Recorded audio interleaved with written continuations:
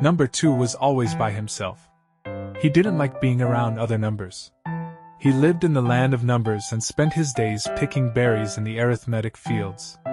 He picked the rarest berry of all, the plumberry. He made plumberry pies and plumberry cakes, and he never shared any with anyone. One day he came upon the number 7. Number 7 was very clumsy, and he had fallen and hurt himself.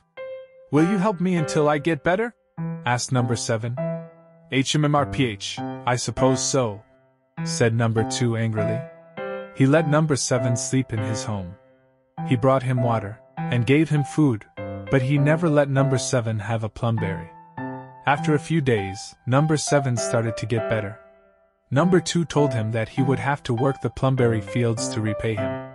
They worked together all day picking plumberries. Number 2 picked the berries, and number 7 held the baskets. Now that he could use both hands, number 2 could pick twice as many berries as before and twice as fast. "He's still not getting any of my plumberries," thought number 2. Next they carried the baskets back from the fields. With 2 of them carrying the baskets, they got it done twice as fast. "He's still not getting any plumberries," thought number 2. Number 2 washed half of the plumberries while number 7 washed the other half. They each dried off the berries with a dry cloth. It was the fastest that number 2 had ever finished his work for the day. "He's still not getting any plumberries," thought number 2. But just as they were ready to be eaten, a wild plus sign came running by and grabbed a basket of berries. "Catch him!" yelled number 2. They both went running after the hungry plus sign. The plus sign ran down a long row of plumberry trees, and sat in the center.